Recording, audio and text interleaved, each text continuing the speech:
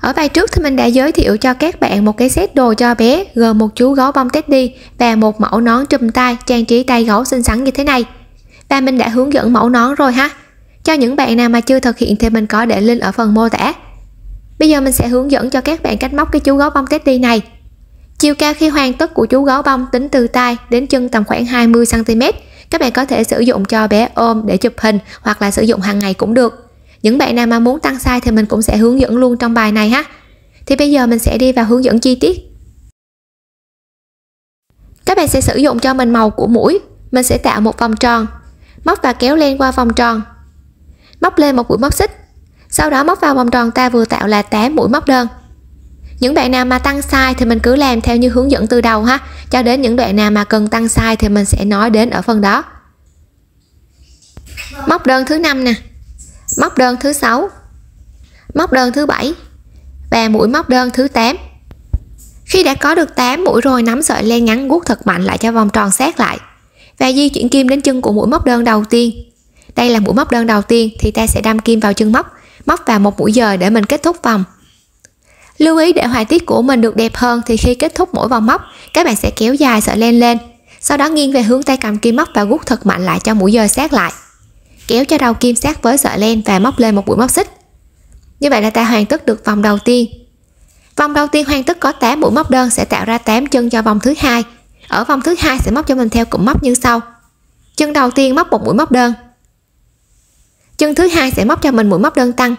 Móc đơn tăng là 2 mũi móc đơn được móc vào cùng chân móc ha. Ta sẽ tạo ra được cái cụm móc như thế này. Một đơn, sau đó là một tăng. Mình sẽ móc tương tự cụm này cho các chân móc còn lại cho đến hết vòng ha. Một móc đơn vào chân kế bên nè. Móc đơn tăng vào chân kế tiếp. Mình có được cụm móc thứ hai. Cụm móc thứ ba tương tự ha, một móc đơn vào chân kế bên. Sau đó móc đơn tăng vào chân kế tiếp. Ta có được cụm móc thứ ba và cụm móc thứ tư sẽ nằm ở hai chân còn lại. Một móc đơn, sau đó là móc đơn tăng sẽ nằm ở chân cuối cùng. Như vậy là khi hoàn tất được vòng này, mình sẽ tạo ra được tổng cộng là 4 cụm móc liên tiếp. Ta tăng được 4 mũi cho vòng này. Và ở đây đối với cái size mình móc, màu mũi mình sẽ dừng lại ở 2 hàng móc. Những bạn nào tăng size thì vòng kế tiếp mình sẽ móc theo cái màu này. Còn những bạn nào mà giữ nguyên vị trí này thì ở đây mình sẽ tiến hành thay màu. Khi thay màu thì ở vòng móc cuối cùng của màu mũi nè, mình khoan hãy kết thúc vòng mà để ý ở chân mũi đơn cuối cùng của cái vòng cuối cùng ở màu mũi. Ta sẽ đâm kim vào đường móc phía bên ngoài của cái chân mũi đơn cuối cùng này và một cái đường nằm thẳng sát với cái chân của cái mũi này luôn nè.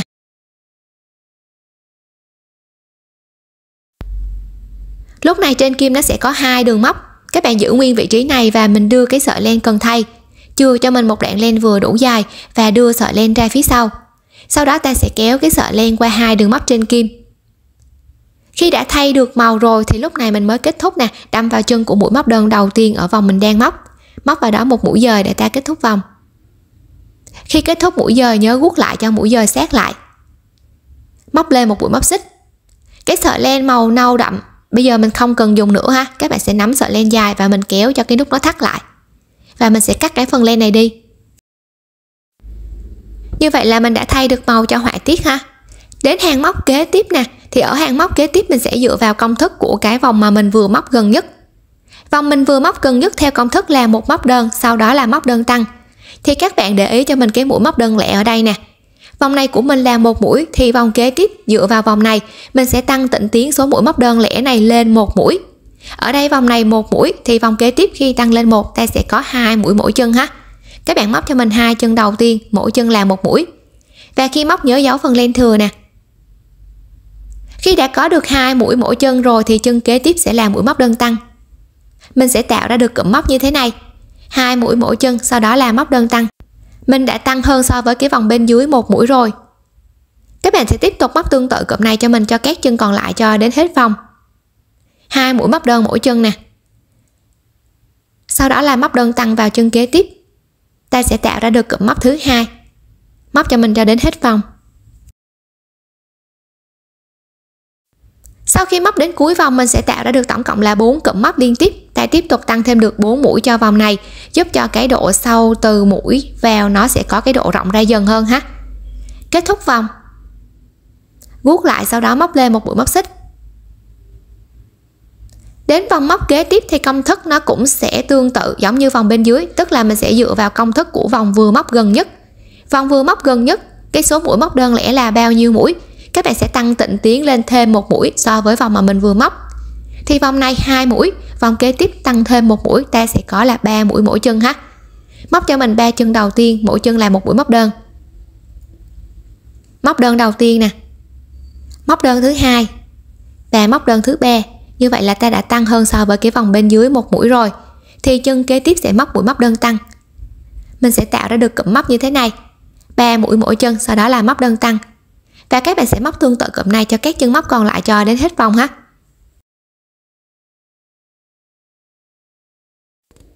Khi móc đến cuối vòng, ta cũng tạo ra được tổng cộng là 4 cụm móc liên tiếp, tăng thêm được 4 mũi cho vòng này. Kết thúc vòng, guốc lại và lên một mũi móc xích. Vòng móc kế tiếp cũng sẽ tương tự ha, cứ dựa vào vòng vừa móc gần nhất. Số mũi móc đơn lẻ của vòng vừa móc gần nhất là bao nhiêu mũi? Ví dụ như vòng này đang là 3 mũi nè, thì vòng kế tiếp mình sẽ tăng tịnh tiến cái số này lên thêm một mũi ha. 3 mũi khi tăng lên thêm một mũi sẽ là 4 mũi.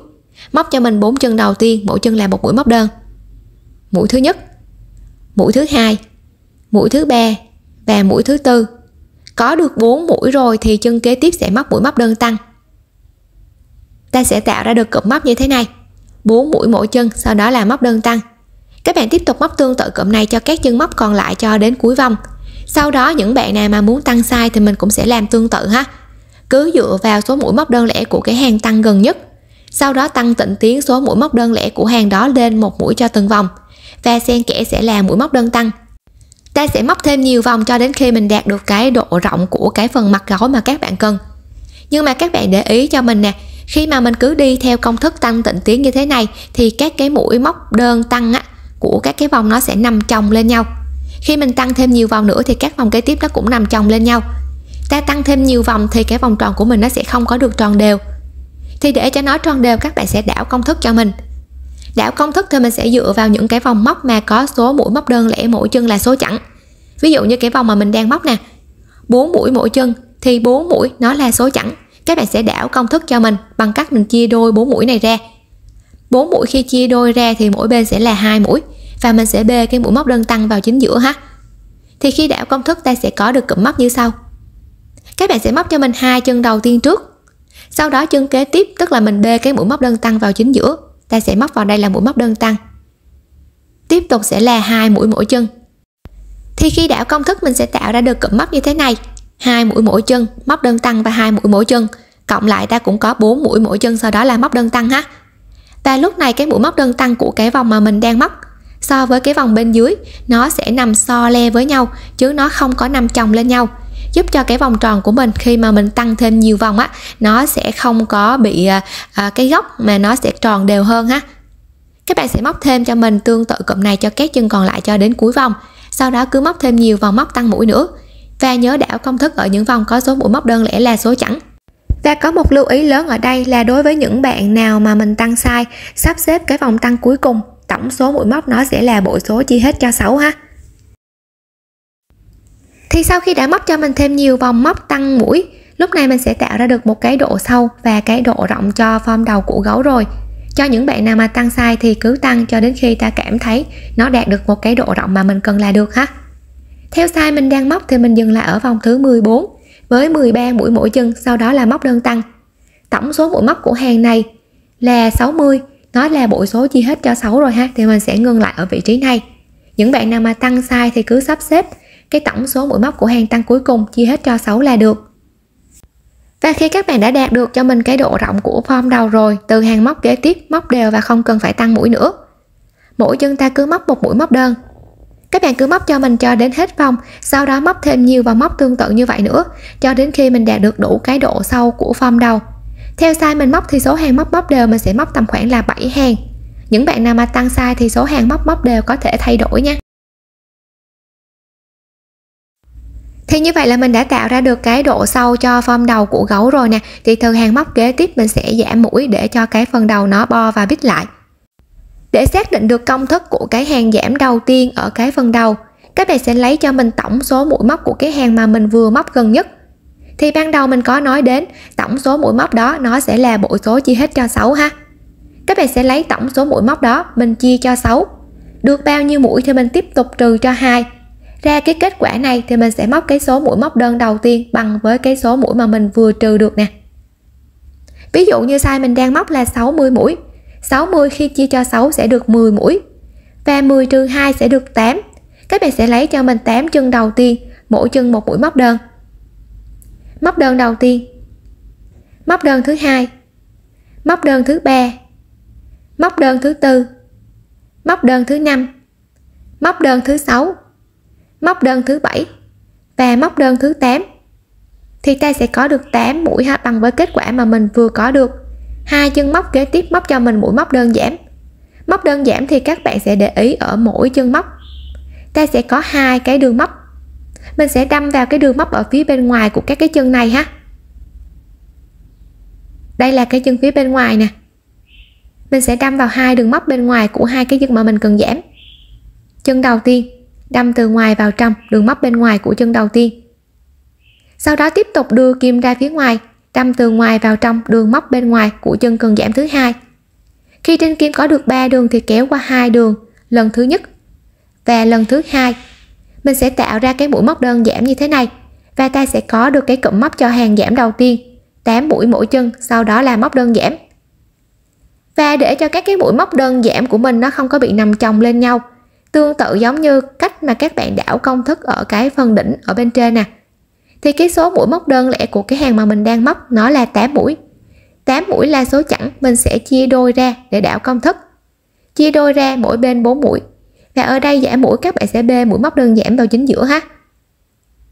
Khi mình đã móc được 4 mũi rồi nè, tiếp tục hai chân móc kế tiếp móc cho mình là mũi móc đơn giảm. Ta đâm kim lần lượt vào hai đường móc bên ngoài của hai chân cần giảm. Đường thứ nhất nè. Tiếp tục đâm từ ngoài vào trong đường móc bên ngoài của chân cần giảm thứ hai. Khi trên kim có được 3 đường thì kéo qua 2 đường lần thứ nhất và lần thứ hai. Mình sẽ tạo ra mũi móc đơn giảm. Còn lại 4 chân móc cuối cùng ha, mỗi chân móc một mũi móc đơn. Như vậy là khi đảo công thức mình sẽ tạo ra được cụm móc như thế này. 4 mũi mỗi chân, móc đơn giảm và 4 mũi mỗi chân, cộng lại ta cũng có được 8 mũi mỗi chân, sau đó là móc đơn giảm. Các bạn tiếp tục móc tương tự cụm này cho các chân móc còn lại cho đến hết vòng. Sau khi móc đến cuối vòng thì ta sẽ tạo ra được tổng cộng là 6 cụm móc liên tiếp, giúp cho cái phần đầu nó bo dần dần lại ha, và mình sẽ giảm đi được 6 mũi cho vòng này. Hàng móc giảm mũi kế tiếp thì nó sẽ trái ngược với lại hàng tăng ở bên trên. Hàng tăng bên trên mình sẽ tăng tịnh tiến số mũi móc đơn lẻ của hàng tăng gần nhất lên 1. Còn ở đây hàng giảm thì mình sẽ giảm dần số mũi móc đơn lẻ xuống 1 mũi cho từng vòng. Ví dụ như hàng này là 8 mũi, hàng kế tiếp sẽ giảm đi 1 mũi, tiếp tục sẽ giảm đi 1 ha, và cứ dần dần giảm đi 1 như thế này. Còn ở bên trên xen kẽ sẽ là mũi móc đơn tăng, bên dưới này mình sẽ giảm mũi nên xen kẽ nó sẽ là mũi móc đơn giảm. Thì đối với cái vòng mà mình đang móc ở đây nè, 8 mũi mỗi chân, sau đó là móc đơn giảm, thì vòng kế tiếp giảm đi 1, ta sẽ còn là 7 mũi mỗi chân ha, và 7 nó là số lẻ nên không cần phải đảo công thức. Móc cho mình 7 chân đầu tiên, mỗi chân là một mũi móc đơn. Mũi thứ ba nè, mũi thứ tư, mũi thứ 5, mũi thứ 6 và mũi thứ 7. Ta đã giảm đi so với cái hàng gần nhất là 1 mũi rồi, thì hai chân móc kế tiếp mình sẽ tạo ra một mũi móc đơn giảm. Lần lượt đâm kim vào hai đường móc bên ngoài của hai chân cần giảm, sau đó kéo qua hai đường trên kim lần thứ nhất và lần thứ hai, ta tạo ra được cụm móc như thế này. Tiếp tục móc tương tự cụm này cho các chân móc còn lại cho đến hết vòng, sau đó sẽ móc cho mình thêm nhiều vòng móc nữa. Các vòng kế tiếp thì cũng dần dần giảm dần số mũi móc đơn lẻ của cái hàng vừa móc gần nhất xuống 1 ha, và xen kẽ là mũi móc đơn giảm. Cứ móc cho đến khi ta đạt được cái vòng tròn vừa phải cho cái form đầu. Những bạn nào mà tăng size thì khi giảm size cũng tương tự, giảm dần số mũi móc đơn lẻ xuống 1 và xen kẽ là mũi móc đơn giảm. Và ta cứ giảm dần như vậy cho đến khi mình đạt được một cái độ rộng vừa phải cho cái phần đầu. Khi mà mình đã móc thêm nhiều hàng móc giảm mũi, lúc này cái phần đầu nó sẽ dần dần bo nhỏ và bít lại. Khi đã tạo ra được một cái độ rộng vừa phải, mình sẽ sử dụng cái khoảng trống này nhồi gòn vào bên trong cho cái form đầu được cứng cáp, sau đó canh chỉnh cho cái form gòn bên trong nó đều hẳn. Như vậy là ta sẽ có được cái form đầu của gấu rồi nè. Hàng mà mình đang móc cuối cùng là một móc đơn, sau đó là móc đơn giảm, tạo ra 12 chân móc cho vòng kế tiếp. Thì ở cái vòng giảm cuối cùng ta sẽ móc vào 12 chân này, mình sẽ móc liên tiếp là 6 mũi giảm vào 12 chân này. Các mũi giảm thì cũng tương tự ha, cứ đâm kim lần lượt vào hai đường móc bên ngoài của hai chân cần giảm. Sau đó kéo qua hai đường lần thứ nhất và lần thứ hai ta sẽ có được mũi đơn giảm đầu tiên. Móc cho mình cho đến hết vòng. Khi móc đến cuối vòng thì móc vào chân đầu tiên một mũi dời, sau đó các bạn guốc cho mũi dời sát lại. Mình sẽ không lên một mũi móc xích mà các bạn sẽ cắt cho mình một đoạn len vừa đủ dài. Sử dụng kim khâu xỏ sợi len vào trong kim khâu. Ở đây mình sẽ có 6 chân móc của 6 cái mũi giảm liên tiếp ở vòng cuối cùng, thì các bạn sẽ đâm kim cho mình vào các cái đường móc bên ngoài. Mình sẽ bỏ qua chân đầu tiên, đâm vào đường móc bên ngoài của cái chân thứ hai, bỏ qua chân thứ ba, đâm vào đường bên ngoài của chân thứ tư, bỏ qua chân thứ năm và đâm vào đường bên ngoài của chân thứ sáu. Thì 6 mũi mình sẽ đâm kim 3 lần ha, guốc thật mạnh lại cho cái vòng tròn nó khít lại. Sau đó sẽ giấu cái phần len thừa vào bên trong. Nhớ canh chỉnh cho các cái mũi móc đều lại ha, giấu len thừa và cắt len. Nắn chỉnh cho phần gòn nó đều lại, thì như vậy là ta sẽ tạo ra được cái phần đầu của gấu Teddy rồi nè. Bây giờ mình sẽ hướng dẫn cho các bạn móc cái phần thân phía dưới. Phần thân các bạn sẽ tạo cho mình một vòng tròn, móc và kéo len qua vòng tròn, giữ nguyên vị trí này và lên một mũi móc xích. Móc vào vòng tròn ta vừa tạo 6 mũi móc đơn. Móc đơn đầu tiên, móc đơn thứ hai, móc đơn thứ ba, móc đơn thứ tư, móc đơn thứ năm và móc đơn thứ sáu. Khi đã có được 6 mũi móc đơn vào vòng tròn đầu tiên, nắm cho cái vòng tròn nó guốc lại, đâm kim vào chân của mũi móc đơn đầu tiên, móc vào một mũi dời.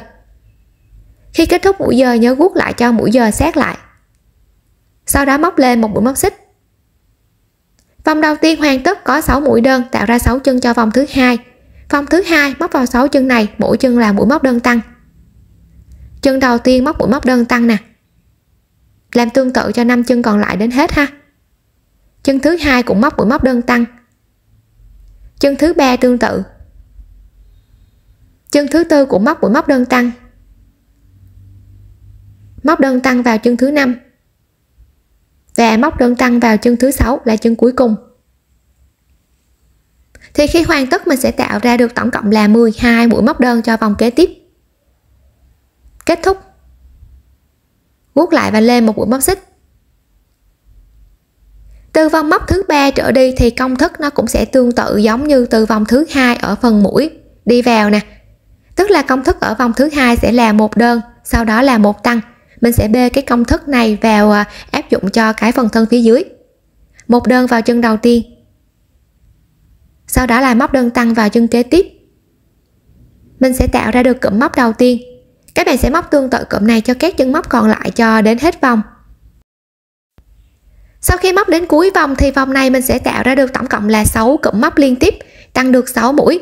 Khác với cái phần mũi mình móc mỗi vòng là 4 cụm, còn ở cái phần thân mỗi vòng sẽ là 6 cụm ha.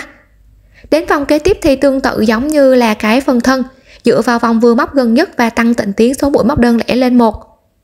Thì vòng kế tiếp sẽ là 2 mũi mỗi chân, sau đó là móc đơn tăng. Và 2 nó là số chẵn nên mình sẽ đảo công thức. Đảo công thức bằng cách chia đôi 2 mũi ra, mỗi bên một mũi ha. Các bạn sẽ móc cho mình chân đầu tiên là một mũi móc đơn. Chân thứ hai sẽ móc mũi móc đơn tăng. Và chân thứ ba sẽ móc một mũi móc đơn. Thì khi đảo công thức mình sẽ có được cụm móc là một đơn, một tăng và một đơn nè. Cộng lại mình cũng có 2 đơn, sau đó là một tăng ha. Tiếp tục móc tương tự cụm này cho các chân còn lại cho đến cuối vòng. Thì khi móc đến cuối vòng mình sẽ tạo ra được tổng cộng là 6 cụm móc liên tiếp. Khi hoàn tất được vòng này rồi thì vòng kế tiếp cũng dựa vào vòng gần nhất và tăng tịnh tiến số mũi móc đơn lẻ lên 1, giống như là cái phần mũi đi vào ha. Cứ tăng tịnh tiến số mũi móc đơn lẻ lên 1 và xen kẽ sẽ là mũi móc đơn tăng. Và cái phần thân mỗi vòng mình sẽ có 6 cụm chứ không phải là 4 cụm giống như vòng đầu nữa nha. Và để cho cái phần thân nó được cân đối với phần đầu, các bạn cứ tăng mũi ở phần thân sao cho cái phần thân có tổng số mũi móc bằng với tổng số mũi móc ở cái độ rộng cuối cùng của phần đầu nhé. Đối với size này thì phần thân mình đang dừng lại ở vòng móc thứ 10 với cụm móc là 8 mũi mỗi chân, sau đó là móc đơn tăng và mình có đảo công thức ở cái vòng này nè.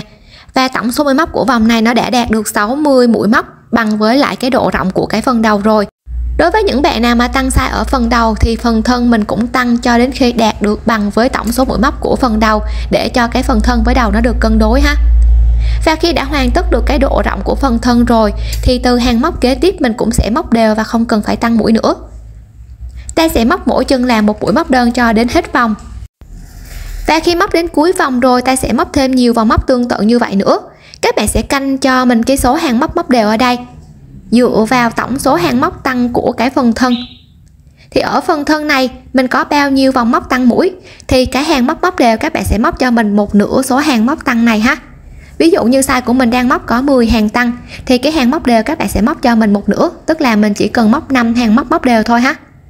Và những bạn nào mà tăng size thì cũng tương tự nè, chia đôi cái số hàng móc này ra và móc cái số hàng móc đều bằng một nửa số hàng móc tăng là được.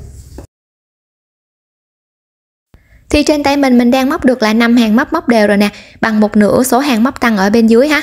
Thì bây giờ mình sẽ tiếp tục giảm mũi để cho cái phần thân nó dần dần ôm sát lại nè. Cho những bạn nào mà tăng size thì mình cũng dựa theo cái cách như thế này. Các bạn sẽ dựa cho mình vào cái hàng mà mình tăng gần nhất bên trên.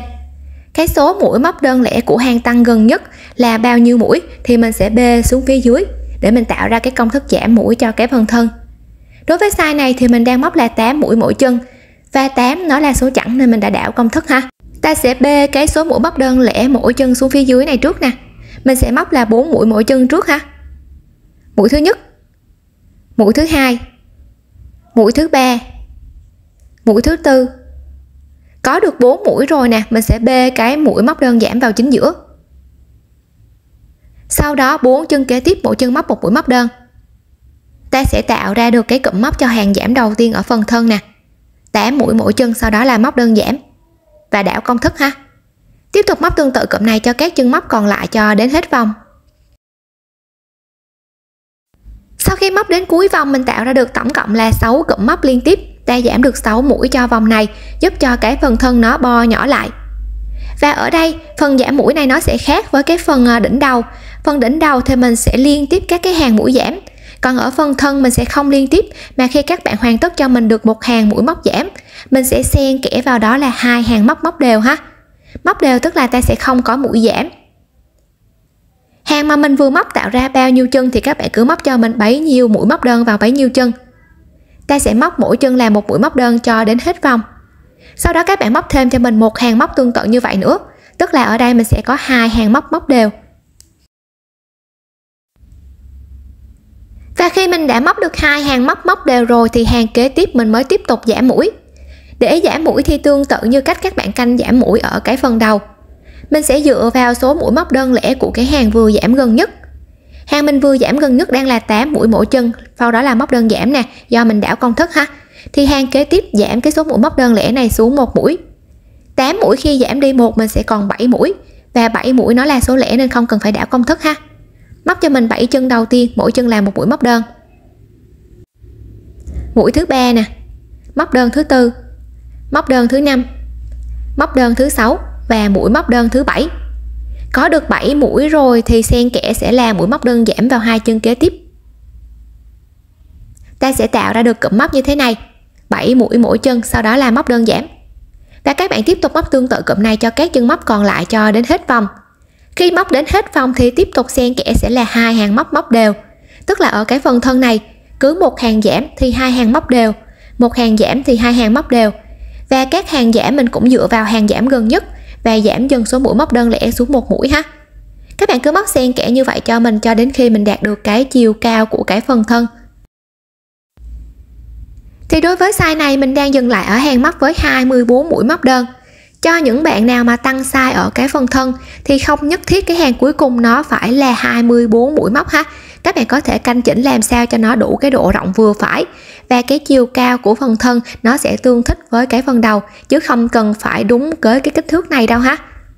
Như vậy là ta sẽ có được cái độ cao cho cái phần thân rồi nè. Các bạn sẽ sử dụng cho mình cái khoảng trống của hàng cuối cùng này, nhồi gòn vào bên trong cho cái phần thân nó được cứng cáp. canh chỉnh cho cái phần gòn đều lại và mình sẽ tiến hành khâu phần thân vào trong phần đầu.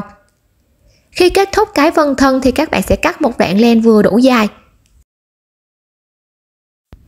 Xỏ sợi len này vào trong kim khâu. Để khâu được cái phần đầu vào trong phần thân thì tùy vào cách các bạn canh chỉnh cái độ nghiêng của phần đầu ra phía trước nè. Mình sẽ đưa cái hàng kết thúc của cái phần thân ra phía sau và đây là hàng kết thúc của phần đầu nè, nó sẽ nằm ở bên dưới nha. Đây, canh chỉnh và cái độ sâu của cái độ nghiêng của phần đầu á, tùy vào các bạn canh chỉnh mà nó có thể nghiêng một góc tầm khoảng 45 độ hoặc là 60 độ tùy vào cách các bạn canh chỉnh nè. Và khi đã chọn được cái vị trí cố định giữa thân với đầu rồi, bây giờ các bạn sẽ khâu lại.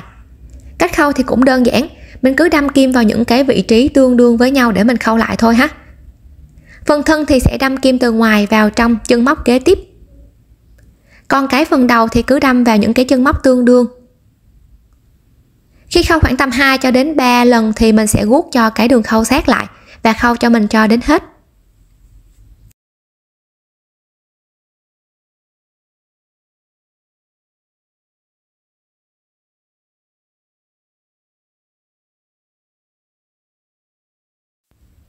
Như vậy là mình đã khâu hoàn tất được phần đầu với phần thân lại với nhau và cái phần đầu nó sẽ có được một cái độ nghiêng xuống như thế này.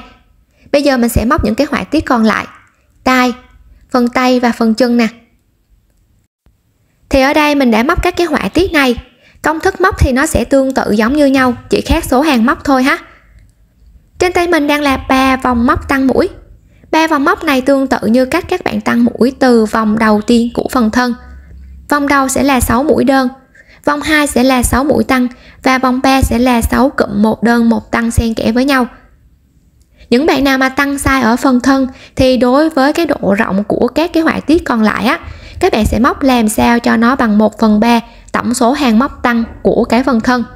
Ví dụ như size mình đang móc nè, mình có 10 hàng tăng ở phần thân thì đối với các cái họa tiết còn lại các bạn sẽ móc cho mình khoảng tầm 3 hàng, tức là bằng 1/3 tổng số hàng móc đó. Và đối với những bạn nào mà tăng sai thì cái độ rộng của tay, chân và tay các bạn cũng có thể canh chỉnh cho phù hợp với thân, chứ không nhất thiết là phải 1/3 số hàng móc tăng ở phần thân đâu ha. Khi đã có được cái độ rộng này rồi nè, thì bây giờ mình sẽ móc lên cái phần tay trước. Ở đây mình đã móc sẵn hai tay. Hai tay này nó đã có được cái độ rộng 3 vòng móc mà mình đang móc này rồi, thì các vòng móc kế tiếp mình sẽ không cần phải tăng mũi. Mỗi chân móc một mũi móc đơn cho đến cuối vòng. Sau đó các bạn sẽ móc thêm cho mình nhiều vòng tương tự như vậy nữa cho đến khi ta đạt được cái độ sâu của phần tay. Thì cái độ sâu phần tay cũng tùy vào cách các bạn canh chỉnh ha. Để cho nó cân đối thì mình có thể móc nhiều hàng, tức là ở đây mình móc tầm khoảng là 4 hàng, nhiều hơn so với cái hàng tăng là 1 hàng móc. Nó sẽ tạo ra được một cái độ sâu như thế này. Và khi hoàn tất được tay rồi các bạn sẽ cắt cho mình một đoạn len vừa đủ dài để mình sử dụng cái đoạn len này mình khâu vào trong phần thân. Tay thì mình sẽ không cần phải nhồi gòn mà các bạn sẽ gập cho mình cái phần tay theo hướng này và mình sẽ khâu để cho cái phần tay nó có cái độ bo lõm. Đây, giúp cho cái phần tay nó sẽ tự nhiên hơn ha, nó sẽ lõm vào bên trong như thế này. Tiếp theo sẽ là phần tay và chân. Thì phần tay và chân các bạn sẽ móc y chang giống như là cái phần tay, tức là 3 hàng tăng và 4 hàng móc đều để cho nó có được một cái độ sâu như thế này rồi. Thì đối với phần tay và phần chân á, khi các bạn hoàn tất cho mình được cái độ rộng này rồi, hàng kế tiếp mình sẽ giảm mũi để cho cái phần chân với tay nó dần dần bo lại một tí ha. Để tạo ra công thức giảm mũi đầu tiên ở phần tay thì các bạn sẽ lấy cho mình tổng số mũi móc của cái hàng mà mình vừa móc gần nhất, mình chia cho 3, tức là hàng kế tiếp mình chỉ giảm 3 mũi thôi ha, cho cái phần tay với chân nó có cái độ ôm vừa phải chứ không quá gấp. Thì tổng số mũi móc của cái hàng mà mình đang có là 18. 18 khi chia cho 3 sẽ được 6 mũi. Thì các bạn sẽ lấy cho mình 4 mũi đầu tiên, mình móc mỗi chân là một mũi móc đơn. Khi đã có được 4 mũi đầu tiên thì chân thứ 5 và chân thứ 6 là hai chân cuối cùng mà mình vừa chia được. Các bạn sẽ tạo cho mình mũi móc đơn giảm ở vị trí này. Ta cũng đâm kim lần lượt vào hai đường móc bên ngoài của hai chân cần giảm, sau đó kéo qua hai đường trên kim 2 lần liên tiếp ha, để tạo ra mũi móc đơn giảm. Và mình sẽ có được cụm móc như thế này, 4 mũi mỗi chân, sau đó là móc đơn giảm. Các bạn tiếp tục móc tương tự cụm này cho các chân còn lại cho đến hết vòng. Khi mà mình móc đến cuối vòng ta sẽ có được 3 cụm móc liên tiếp, tức mình chỉ giảm được 3 mũi cho vòng này thôi ha.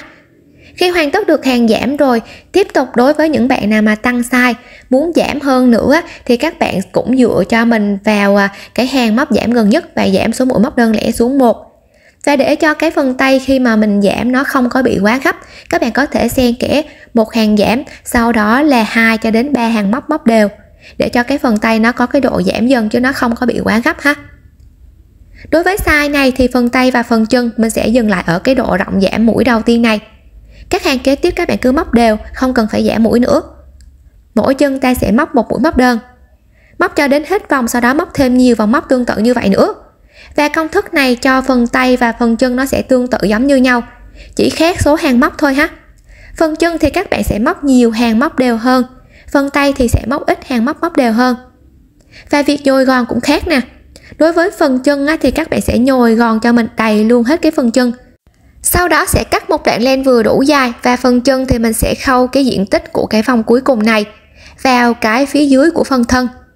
Ta sẽ khâu bo tròn như thế này. Còn đối với cái phần tay bên trên thì các bạn sẽ nhồi cho mình một ít gòn để đẩy cái phần gòn này xuống phía dưới thôi. Phần tay khi mà mình khâu mình sẽ gập đôi. Nhớ cắt một đoạn len vừa đủ dài, sau đó gập theo cái chiều này. Và mình sẽ khâu cái mép này vào giữa kẽ của cái phần đầu với phần thân ha. Ở đây mình đã khâu được một nửa các họa tiết rồi, thì bây giờ mình sẽ hướng dẫn cho các bạn cách khâu ha. Đầu tiên sẽ là cách khâu cái phần tay. Tay thì khi các bạn hoàn tất cắt một đoạn len vừa đủ dài, sau đó gập tay theo cái chiều này, nó sẽ tạo ra được một cái độ hõm ở bên trong. Khi khâu thì các bạn sẽ canh chỉnh làm sao cho hai tay nó tương thích với lại cái phần đầu. Và khi mà mình khâu thì mình sẽ khâu bo ha. Các bạn sẽ chọn cho mình cái vị trí mà mình đặt được ở cái chân khâu đầu tiên. Mình sẽ đâm kim vào cái đường móc nằm ngang như thế này cho phần đầu, và phần tay thì mình sẽ đâm kim vào hai chân móc tương đương. Khâu lại nè. Để tạo cái độ hõm này thì khi các bạn khâu cái vị trí này, từ cái chân móc này mình đi qua một chân và mình sẽ đâm kim từ cái chân đó ha. Đây là chân móc bắt đầu đâm nè. Thì đâm qua cái chân kế tiếp, sau đó đâm xuống một hàng móc và khâu vào chân móc kế tiếp của phần tay. Tiếp tục cũng từ cái vị trí mà mình vừa đâm kim, tiếp tục đưa xuống một hàng móc ha. Đâm kim vào cái vị trí này để mình khâu cái chân móc kế tiếp của phần tay.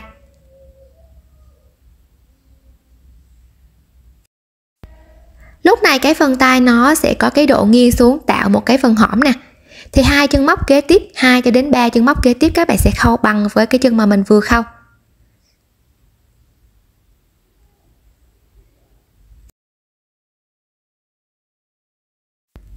Còn lại số chân móc cuối cùng thì các bạn sẽ dời lên vị trí ngang bằng với cái vị trí ban đầu mà mình khâu. Từ hàng móc vừa đâm kim lên thì tiếp tục dời lên một hàng nữa ha. Bằng với lại cái hàng đầu tiên mà mình khâu nè. Guốc lại cho các cái đường khâu thắt lại thì ta sẽ tạo ra được một cái độ hõm bên trong cho phần tay. Giấu len thừa vào trong các cái mũi móc. Canh chỉnh cho hai tay nó đều lại ha, thì ta sẽ khâu được phần tay nè. Bây giờ mình sẽ tiếp tục khâu phần tay. Khi nhồi gòn thì phần tay mình chỉ cần nhồi cái lượng gòn vào bên dưới thôi, còn bên trên thì ta sẽ gập theo cái chiều này. Cắt một đoạn len vừa đủ dài, sau đó mình sẽ đưa vào cái vị trí giữa, giao điểm giữa thân với đầu nè. Canh chỉnh cho nó nằm ở chính giữa của phần tay luôn nhé. Tay thì mình sẽ đâm kim vào hai chân móc tương đương. Và phần thân thì mình sẽ khâu ở cái hàng móc cuối cùng của phần thân. Mình sẽ đâm kim vào hai đường móc nằm ngang cùng một hàng. Tay thì đâm từ ngoài vào trong hai đường móc tương đương. Sau đó tiếp tục đâm vào chân móc kế tiếp của phần thân. Cứ đâm vào hai đường móc nằm ngang nhau ha. Các bạn sẽ khâu tương tự như vậy cho mình cho đến hết thì ta sẽ hoàn tất được việc khâu cái phần tay vào nè.